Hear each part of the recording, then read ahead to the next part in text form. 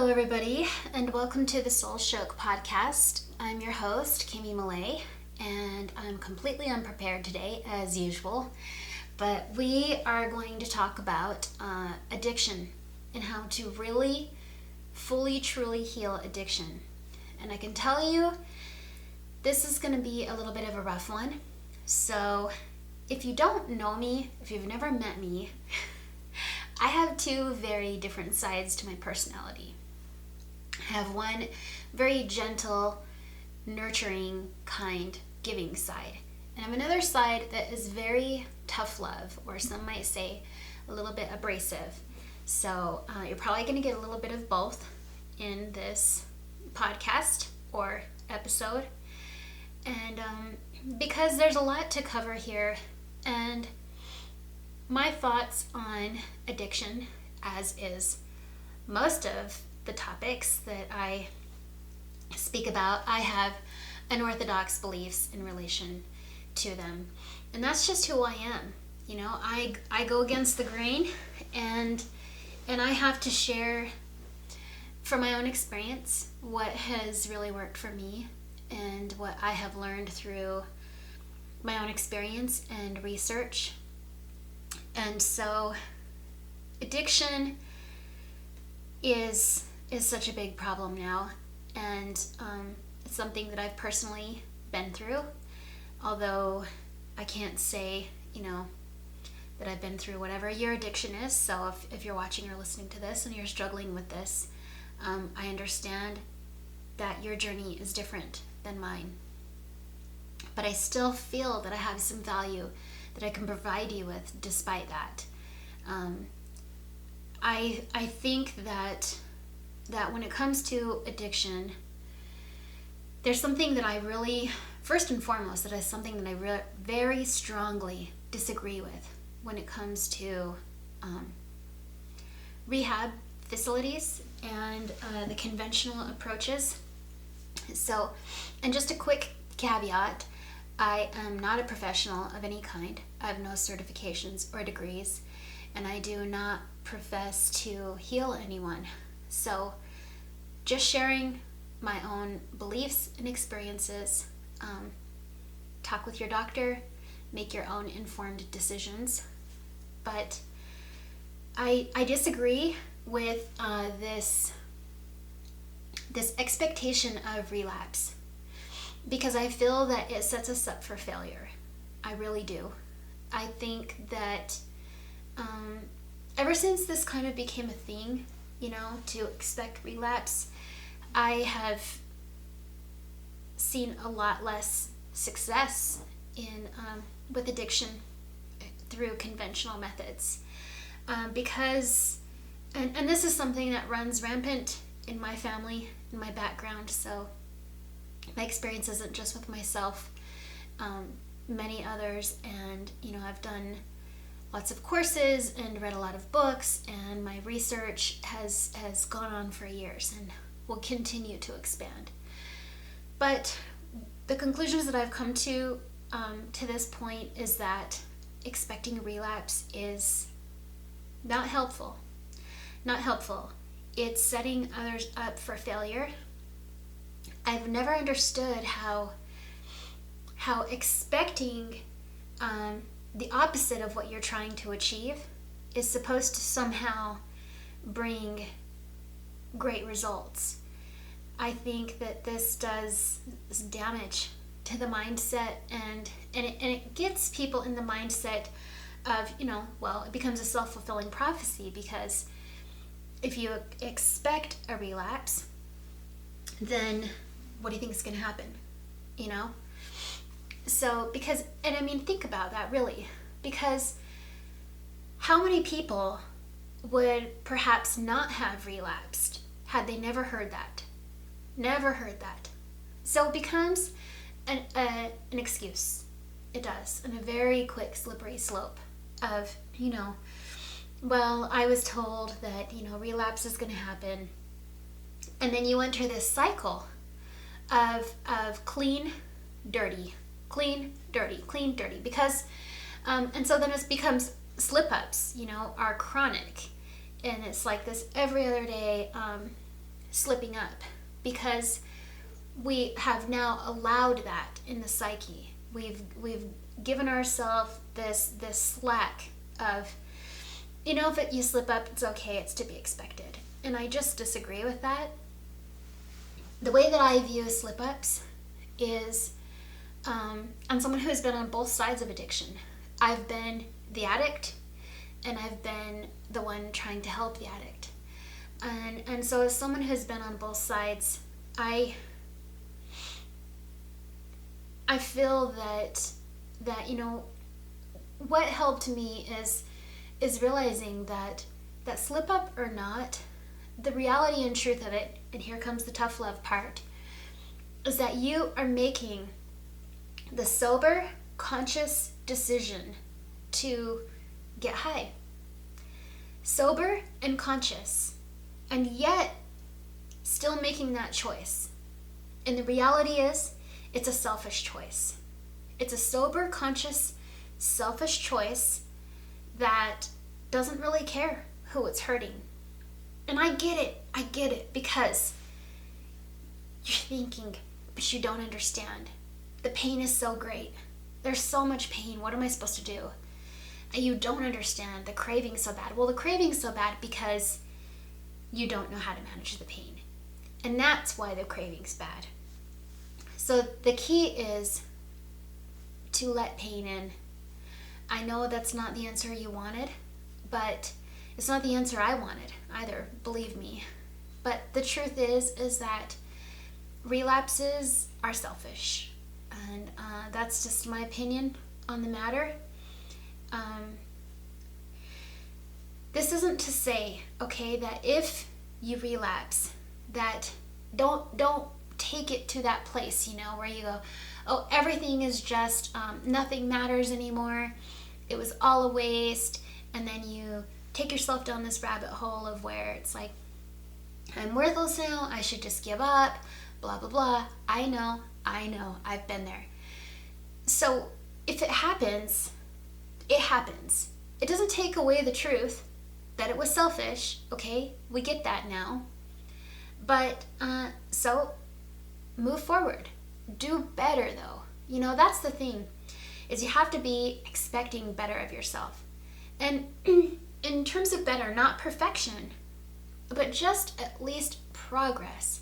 So make your steps small, make them manageable, and if that means you have to see a doctor and get on Suboxone or something and taper, whatever it is that you are going to do so that you won't fail, okay? That's the goal. Look at the plan and say, is this plan realistic? Is it manageable? Can I do this? And if you know the answer is yes, and you still go slip up, I am sorry, babe. I am not the person to come to when you slip up, because I will still love you. I will still be there with compassion, but I will also be there with the hard truth that there's no excuse for it. And it's selfish. So if you want to get better, the number one thing you have to do is to stop lying to yourself, stop deluding yourself, hold yourself accountable, okay? And learn how to be with emotion. And that's the hardest part. I'm not gonna lie to you.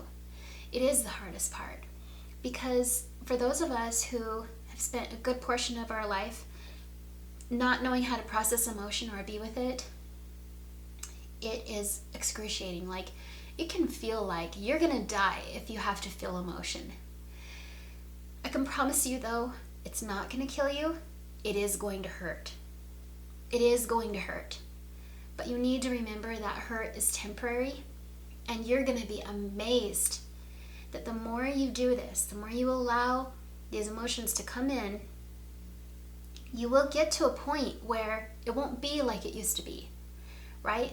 For me, if I had a broken heart, or I was depressed, or I was experiencing these emotions, that meant that I couldn't function. That meant I have to just resign myself to my bed and draw the blinds, close the door. I can't do anything. I can't function. I can't go anywhere. I can't see anyone. Nothing. So I'm gonna let the dishes pile, I'm gonna not show up for work, I'm gonna sleep all day, whatever it is. Because I would tell myself, well, I feel crappy, so that means I can't do anything. Also bullshit. Also bullshit. So you can. It doesn't mean that it's gonna feel okay. It's gonna feel crappy. But you learn that you can function and still have a breaking heart. You can function and still tell yourself, man, I'm tired. I'm wiped out. I don't have a lot of energy right now and I don't want to be doing this. Okay? So find a way to give yourself some rest that's reasonable though. Like, don't hole up in your room for the next 2 weeks, you know? Maybe say, oh, well, you know what? On Saturday, I know I get to sleep in. And give myself a bath. I'm going to do a meditation. I'm going to go to yoga. Maybe I'll go on a hike. Whatever it is that feels good, reward yourself with those things. But, and I'm already prepared. I'm so prepared for the hate that I'm going to get about this because I know that my opinion isn't the mainstream. And more importantly, it's not what most people want to hear. But I can tell you that it's what worked for me, and most of what we are doing on this earth every day is avoiding emotions. And that's what leads us to addiction, because we just don't know how. Something somewhere along in your past, and I'm so sorry this happened to you, something made you feel like you weren't safe, and feeling emotions became scary. And whether that was a parent that made you feel emotion was scary, or maybe you tried to express your emotion before and someone showed you that that was not safe to do so. You are in a different space now, and you are an adult now, and you can show up for yourself and protect yourself and put yourself in environments that are conducive to your growth. The other thing when it comes to addiction, and this I find really to apply to just any kind of healing, really truly any kind of trauma, but we'll just talk about addiction. You cannot stay in the same environment that made you sick. It seems obvious, it seems simple, like I'm telling you something that you probably already know. That's okay. I'm going to remind you today. You cannot stay in the same environment that made you sick. So if whatever it is you're trying to quit or do or accomplish, and this applies to anything, whether it's losing weight, whatever it is, if you are living with somebody who's a drinker and you're trying to stop drinking, that's going to be really challenging. I'm not going to say impossible, but I will say it will be very, very challenging. It's an uphill battle, that one. And so make sure that the people that are around you are not addicts, that they support your path, that they aren't tempting you, offering you things, doing things in front of you. I mean, it doesn't matter if you're smoking cigarettes, it doesn't matter what it is, meth, whatever. But it means that you need to get away from what is tempting you. So if there's something in your fridge tempting you, or friends tempting you, or you need to remove the temptation. So whatever that looks like, only you know what that looks like. That's what you've got to do. Because we're kidding ourselves, we're lying to ourselves if we say, no, I can stay here in this city with these same friends that have always gotten me in trouble. No, I can stay here with my partner who is an addict, but I know I can get clean even if they don't. Good luck. It's gonna be rough. I care about this topic so much. This isn't an epidemic. This is a pandemic. Okay, let's be honest. I know I just said the P word on YouTube, but it is, and it's much worse than the other, I personally believe, because look at the scale. Look at the scale. I'm just one little person in one little city, and I can't tell you the amount of people that I know that I've lost to addiction, just in my little tiny world. And it's worse every year. And it's just amazing to me, you know. If you think about 200 years ago, this wasn't a problem. This wasn't a problem. And it's only growing worse. And I just feel like, why is that? There's something that we're doing wrong. And one of those things, there's something else I want to leave you with, is one thing that leads to addiction is what Viktor Frankl, who was a psychologist who survived Auschwitz, Nazi death camp, he believed that what happens is we get this emptiness. He called it the existential void. We get this emptiness because our pursuits are for power and pleasure. So material things, status, things that we think are going to fill up this void, but they don't. And he believes that that void is a lack of meaning. So that is the other piece. If you want to get better, you have to figure out what is going to give you meaning. There is a reason you're here. There's a reason you're here listening to this podcast, watching this video right now. You want to get better. You do. And you, deep down, you know you have something to offer. What is that? What is that meaning, that purpose? Because when you find that spark and you know what that is, that you're going to contribute to the world, you won't need to fill that void up with addictions. Addictions are a pleasure chase. They're a chase to fill up the emptiness, and you will not need to do that anymore when you start to pursue meaning instead of pleasure or power. Addictions are mostly pleasure driven, but you know, Viktor Frankl believed that, because we have this big sort of obsession as a society over happiness, right? Like everything we do is about trying to achieve happiness at some point. I'm going to get this job and then I'm going to be happy. I'm going to get this promotion and then I'm going to be happy. I'm going to get this house or this car, or I'm going to belong to this friend group or whatever it is, and then you're going to be happy, right? But happiness is kind of always this thing that's out here that we're chasing. And suffering is kind of always behind us, just on our heels. Because suffering is a part of life, and it's going to happen to everybody. And we need to be able to apply meaning to that, and to pursue things that are meaningful. So I really think it's one reason why they say, you know, go volunteer. You'll feel better. Go find a way to give back. Go, you know, feed the homeless or whatever it is. Because as soon as you start to do something that feels meaningful,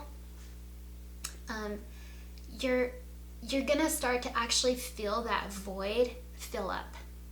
And you're gonna realize that you've been chasing the wrong things. You don't need those things anymore. So help somebody. Go help somebody. Because it's gonna help both of you. Every time you're helping somebody, there isn't just one person receiving the help and then the other person giving. Both people are always being helped at the same time. And so these are just some tips that I have, things that helped me. And lastly, I know I kind of already mentioned this, but don't delude yourself. Your ego, your conscience is going to work really hard over time to deceive you, because the addictions are strong, right? And the cravings are strong. And so they're going to be whispering all kinds of things in your head, and you have to be able to challenge them and say, that is a lie. That's not true. I'm not listening to you. I'm doing this. Set your sights and do not allow room for failure. So that's kind of how I see the relapse thing, is that it's allowing a vulnerability in your path. It's allowing you a way to derail your train. So let's not make any room for that. Anyway, thanks for being here. I care about you all. I really, really do care about your path, and I want to see you improve, because I know you have something to offer the world. There's a reason you were born. This is not a meaningless life. I hope you found some value in this episode. If you did, please gently press the like button. And thank you so much for being here today. You are so brave. I appreciate you. I'm really excited for your future. And please come back and leave some comments. Give me some feedback. Let me know. Did any of this information help you? And if you hated it, let me know. I'm always open to your feedback, okay? So everyone have a wonderful day. Blessings to you. Namaste.